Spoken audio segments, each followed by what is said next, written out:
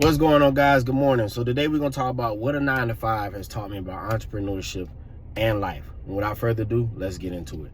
So as most of us we've all worked multiple jobs, numerous jobs. I have my current job, you could kind of see, and my previous job, I was a general manager at a lounge and stuff. So I worked a plethora of jobs. And there are a lot of things that entrepreneurship and life have to do with working a job.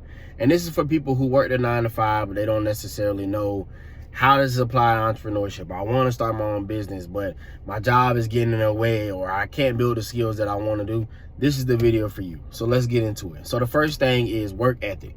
So you always going to have work ethic, right? And that's whether you're at your job, that's whether you're at entrepreneurship, and sometimes even more so at entrepreneurship, because you don't have anybody that's riding your gears. You don't have anybody that's telling you to keep them updated. You don't have anybody who's trying to, make sure that you're doing everything that you're supposed to do. The only people that are going to be on you is your customers when they don't have their stuff on time. So work ethic is super, super important. It's the little things that's going to separate you. Character, attention to detail, attention to the customer, how you treat people. All of these things are going to be signs of good work ethic, how effective you are at getting the things done. So, when you at your 9-to-5 or you at your job now, what do you do? How do you do what you do? Do you have good character? Are you a person that people want to be around? Are you a person that, if you were an entrepreneur, if you had a business that people would want to buy from you, how is your attitude? How is your personality? How do you respond to, chaos or drama or things that go on in the workplace? How do you handle assignments? Do you do it with a smile even when you don't want to do it? Or do you do it with an attitude? These things don't automatically go away when you have a business. If anything, they're enhanced more because it's just you. If things aren't going well, it's on you. If business is slow, it's on you. If business is fast, it's on you. If things are chaotic, it's all on you. So how do you respond? That is the number one question. Number two, time management.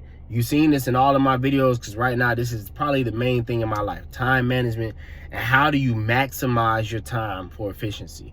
I know a lot of times when we at work, we like, hey man, I want to go along to get along, and some days are better than others. I get that. But how do you maximize your time? Are you really spreading out 8 hours, 4 hours of work in 8 hours when you don't have to, when you can get them out in 4 and then go do something else? Like, what are you doing with your time? These things also matter in entrepreneurship, because like I'm making a video right now, I don't have all day to make videos. I don't have all day to make candles. I don't have all day to make blog posts. Sometimes I might only have an hour or two a day to get this stuff done, and I gotta knock them out. I gotta crank them out. So how do you maximize your efficiency? When you become an entrepreneur, and even in life, with family and stuff like that, you can't wait till the last minute to get things done. You know what I mean? You can't wait till the last minute to do doctor's appointments. You can't wait till the last minute to get products and stuff filled for people. You have to be effective and efficient in your time. How are you maximizing your time? And the third thing, how business operates, and I got a bonus for you, so just stay tuned. How business operates in the art of the pivot. This is probably one of the biggest things that I've learned at working a 9-to-5, and how that applies to my life. Really, how life operates, how business operates, and the art of the pivot. The art of the pivot is the most important part, but let's talk about how business operates. So when you're working at a job, and if you're doing something, say you want to be in finance, try to get a finance job. I know it might be tough for some people out here, but try to get as close to the field that you want to be in. But if not, working those jobs, you learn how those businesses operate. If you work for a real estate, broker or agent, you understand how real estate works. If you work in hospitality, you understand how hospitality works. You also understand not just how those business works, but any business works. You know what a manager does. You know what an owner does. You know what workers do. And you understand the roles of each of those people. Being a general manager, I understand the pressure of from the top down. If things don't go right, it's at the top. If things do go right, it's still at the top. You might get the least amount of praise and the most pressure. So understanding what each role feels, because then that determines for you, do I really want to be a person that wants to do this job? Am I really a person that wants to be an owner in entrepreneurship? Do I want the pressure on me, or do I want to just stick to my 9-to-5? So you understand, if you pay attention, you understand how business works and how it operates. The next part of that is the art of the pivot. This is the most important thing in entrepreneurship and in life. When things go wrong at your job, what do? Do you complain? Do you, oh man, today is another day where they can't do this? Or do you pivot? In business, it's going to be things that's going to go wrong, and it's going to be on you. It's going to be things that's going to be right, and it's going to be on you. That thing that you was doing for 6 months might work, and it might not work today. So now what are you going to do? You know, you might have did a pop-up, or you might be in an event, or you might, you know, be hosting something or doing anything in regard to your business, and things just didn't go right. You know, when you plan something like plan Thanksgiving or Christmas and things don't go right, how do you pivot in those scenarios? This is how this relates to life, and this is how this relates to entrepreneurship. Because at work, when things don't go right, how do you pivot? Do you do it with a smile in your heart? Do you do it like, okay, you know, it didn't work, let's try this? Or do you like, man, like this, da-da-da-da-da?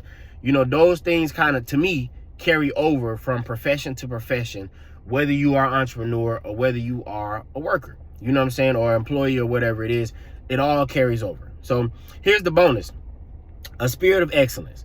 So all in those: work ethic, time management, how business operates, and the art of a pivot.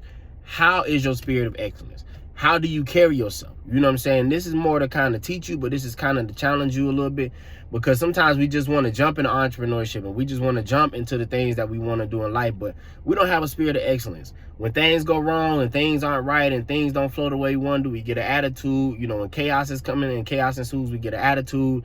You know, and I'm not saying that you don't have moments of frustration and things like that, but how do you respond when things kind of go awry? How do you respond, you know, when things aren't going the way you want to do? Do you still do things with intention? Do you still say, hey, I'm going to try to make the best out of this scenario? These are the things you got to think about if you want to be an entrepreneur. Even if you, to me, you want to be successful in life, things won't always go your way. You know what I'm saying? I've learned that in life, and I'm pretty sure as many of us have. But how do you respond to those things? It doesn't mean that you don't have a right to be upset. It doesn't mean that you don't have the right to be frustrated and angry. But what is your spirit like? Are you still saying, hey, I'm going to try to leave this place better than I left it? Are you still saying, hey, I'm going to do my best, even if it's not, you know, the absolute best? I'm going to do what I can to make the situation better. You know what I mean? So just think about that. See where your mind is at. Give yourself grace where you fall, and just, you know what I'm saying? These are things to think about. So this is what a 9 to 5 has taught me about entrepreneurship in life. Y'all have a great day. Peace.